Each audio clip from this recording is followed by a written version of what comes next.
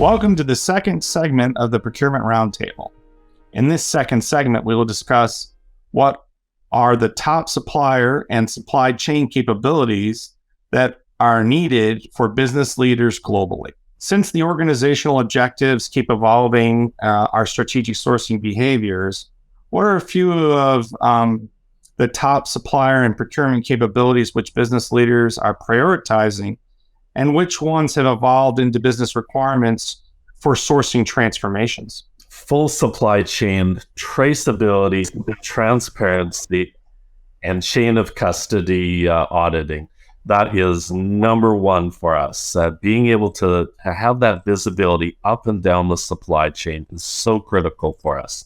And it's, service level agreements and holding our vendors accountable. It's not so much to penalize them. No, just the opposite. We really want to partner with our upstream vendors and really understand where are the bottlenecks. How can we help? How can our planning help in your planning? Lead times is very important, adjusting those.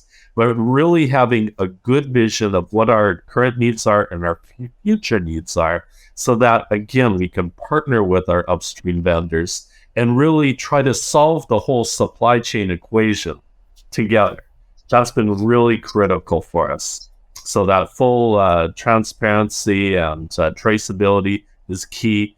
And then the chain of custody auditing, which I mentioned, and really being able to see, okay, where exactly are our bottlenecks? Is it in the transport of the goods? Is it at crossing the borders? Maybe there's some concerns there. And really trying to work through or perhaps work around those bottlenecks. That's been really key. So having that granular details of exactly where the merchandise is in the supply chain, that's really been key to working through it, or, as I said, potentially sourcing around those bottlenecks. Yeah, thank you, Terry. I couldn't agree more. Appreciate it. You guys, hey, there's Justin. Back to you. So the couple of things I was going to share.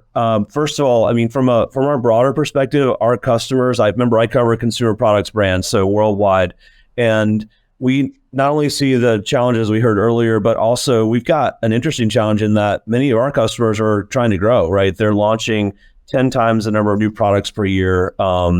They're looking at new technologies like robotics and leveraging automation in new and different ways. RPA is big in sourcing and procurement, with robotic process automation in a moment.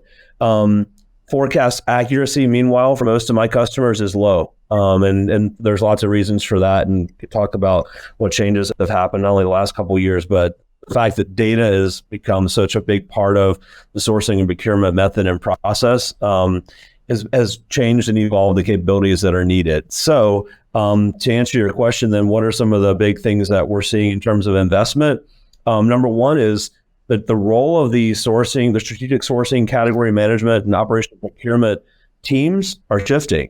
There's now a need more than ever for some of the skill sets that you might have in the past found in IT. So master data management, technology for the SaaS solutions that were mentioned earlier, the ability to do more than just reporting and categorization of data, and looking at different ways of using advanced analytics. It's real now. Like, we actually have the platforms to do that and the methods. And so the roles that you're hiring for or recruiting for are shifting.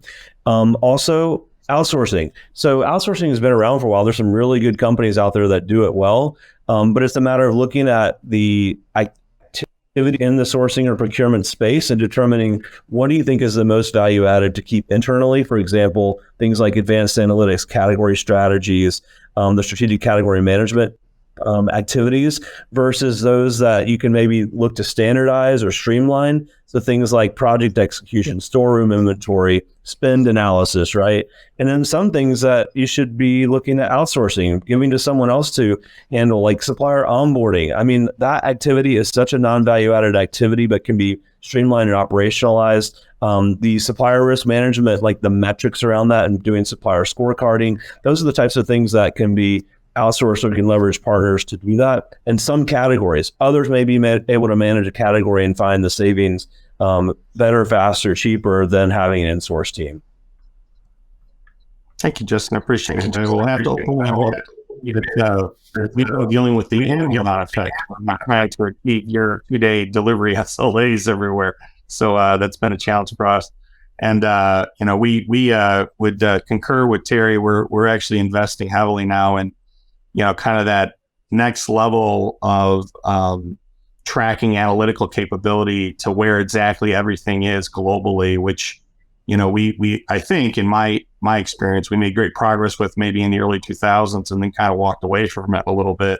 And now we're back, looking at how we can put tags on where everything is globally so we know where it's moving and where it's been. So I think some of the old stuff is coming back a little bit, maybe in a new, fresh way. So great insights from both of you. Thank you so much for your